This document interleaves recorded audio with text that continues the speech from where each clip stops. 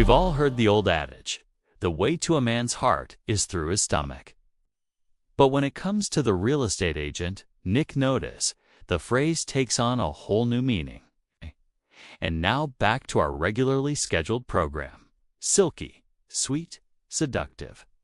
Chocolate is more than a treat. It's a global obsession. From ancient ceremonial drinks to billion-dollar industries. From sacred offerings to Valentine's gifts, chocolate has journeyed across continents, civilizations, and centuries. But where did it come from? And how did it become the delicious staple we know and love today?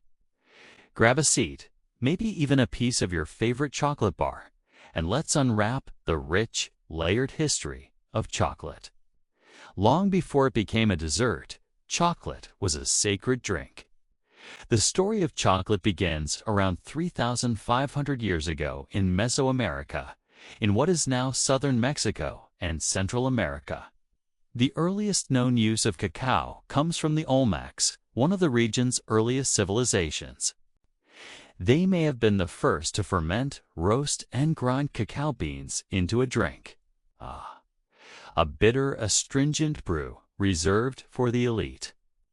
Later, the Maya and Aztecs embraced and expanded the role of cacao in society.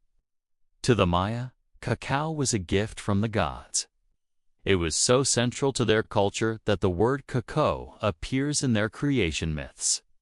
They consumed it in religious ceremonies, weddings, and even during funerals. But this wasn't the chocolate we know today. It was a bitter, spicy drink made from ground cacao, water, and chili peppers, sometimes flavored with honey or vanilla. No sugar, no milk, just raw, powerful cacao. To the Aztecs, cacao was even more significant. It was currency literally. You could pay taxes, buy food, or hire laborers with cacao beans. The Aztecs reserved cacao for warriors, priests, and nobles. Their emperor Montezuma II reportedly drank dozens of cups a day for energy and strength, especially before visiting his harem. To ancient Mesoamericans, chocolate wasn't just food.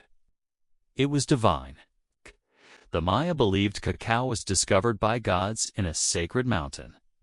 The Aztecs believed that the feathered serpent god Quetzalcoatl brought cacao to humankind, defying the other gods who believed it was too sacred for mortals. Cacao was associated with birth, death, fertility, and renewal. In some rituals, cacao was mixed with human blood for it as a sacred drink during sacrifices. It was used in royal negotiations, religious offerings, and even as medicine. Cacao was not a luxury, it was life itself. But everything changed in the early 1500s when Spanish conquistador arrived in the Aztec capital of Tenochtitlan in 1519. He encountered something extraordinary. He saw cacao being revered, traded, and consumed in ceremonies and banquets. The Spaniards were fascinated. They brought cacao beans back to Europe, along with gold, silver, and other riches from the New World. At first, Europeans weren't sure what to do with it. The bitter, gritty drink wasn't popular. But once sugar, cinnamon, and milk were added, everything changed. Sweetened chocolate quickly became a sensation, especially among the elite. In Spain, it was considered exotic, luxurious, and even medicinal. The Catholic Church debated whether chocolate broke religious fasts. Ultimately, they declared it did not. By the late 1500s, chocolate had spread to Italy, France, and England. But it remained a privilege of the wealthy, served in royal courts and elite salons. As coffee and tea swept across Europe, chocolate joined them. In 1657, London saw the rise of its first chocolate house, luxurious, exclusive place where men would gather to sip rich, spiced chocolate and discuss politics, literature, and finance. These chocolate houses became hotbeds of intellectual thought, secret societies, and even scandalous gossip. Some were even used to hatch revolutionary plots. But this growing demand came with a terrible cost. To meet Europe's appetite, cacao plantations were established across the Caribbean, Central and South America. These were built on the backs of enslaved Africans. Chocolate became tied to colonialism, slavery, and exploitation, a dark chapter that's still being reckoned with today.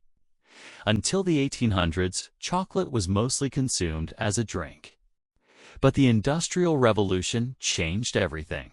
In 1828, a Dutch chemist named Conrad van Houten invented the cocoa press.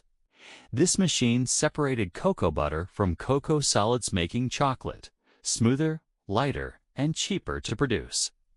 Soon after, Dutch processed cocoa became the norm, less bitter and more versatile. In 1847, the English company Fry & Sons created the first solid chocolate bar by combining cocoa butter, sugar, and cocoa powder. In 1875, a Swiss chocolatier named Daniel Peter teamed up with Henry, who had invented powdered milk. Together, they created the world's first milk chocolate bar. By 1879, Rodolphe Lindt invented the conching process, slowly stirring chocolate to give it a smooth, velvety texture.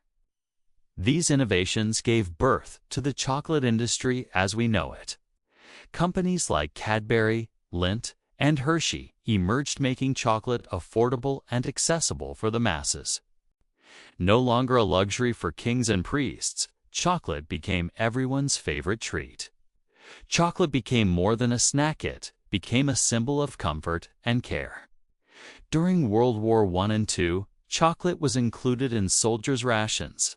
It provided energy, morale, and a taste of home. In America, Milton Hershey played a critical role, producing special heat-resistant chocolate bars for U.S. troops. Back home, chocolate was used in marketing campaigns, war bonds, and patriotism. After the wars, chocolate consumption exploded. It was a part of childhood, holidays, and romance. Halloween, Christmas, Easter all became chocolate-driven traditions. And then came Valentine's Day, forever tying chocolate to love and desire. Narrator: today, chocolate is undergoing a renaissance. Artisan chocolatiers are reviving ancient techniques, experimenting with flavors, and pushing the boundaries of what chocolate can be. The Bean to Bar movement is growing, focusing on transparency, sustainability, and fair trade. Consumers want to know where their chocolate comes from and who made it. We're also learning more about chocolate's health benefits, antioxidants, mood-boosting properties, and even cardiovascular perks. And let's not forget dark chocolate. Once considered bitter and niche, it's now mainstream, celebrated for its intensity and complexity. But the future of chocolate is uncertain. Climate change threatens cacao production, especially in West Africa, where over 60% of the world's cacao is grown. Farmers face poverty, deforestation, and unstable yields. That's why many scientists, chocolatiers, and organizations are working to make chocolate more ethical, from agroforestry methods to climate-resilient cacao strains. There's also innovation in the lab. Plant-based milk chocolate, sugar-free formulas, and even cultivated cacao cells for more sustainable production. The chocolate of tomorrow might look very different, but its story, rooted in thousands of years of culture and passion, will continue.